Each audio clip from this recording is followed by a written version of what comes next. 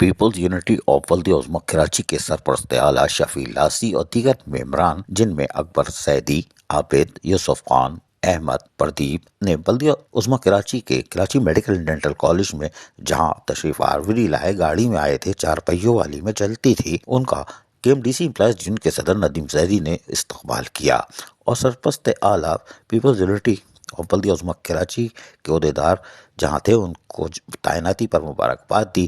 وہیں پر کے M D سی کے حوالے سے تفصیلی طور پر تبادلہ خیال کیا گیا۔ نائب صدر یوسف نے پھولوں کا ہار بھی پہنایا، جبکہ دیگر ممبران اسٹاف نے بھی انہیں مبارکباد پیش کرتے رہے۔ شفیع لاسی نے اسٹاف ممبران عمران شیخ سے ملاقات کی اور ان کی معذوری پر اپنے دکھ کا اظہار کیا اور کہا کہ جلد ان کے علاج معالجے پر ہونے والے اخراجات کی فراہمی کروانے کا بھی ہم وعدہ کرتے ہیں۔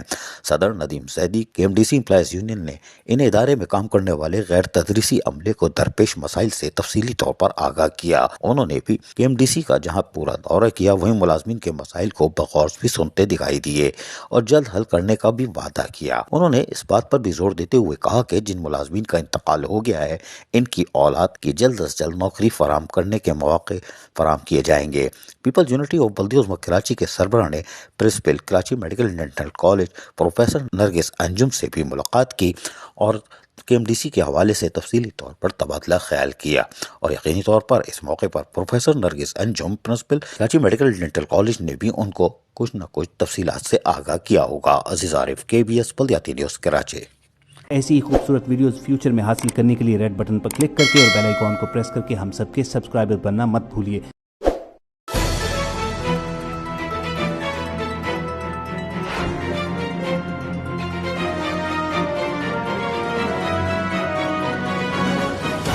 KBS بلدیاتی نیوز۔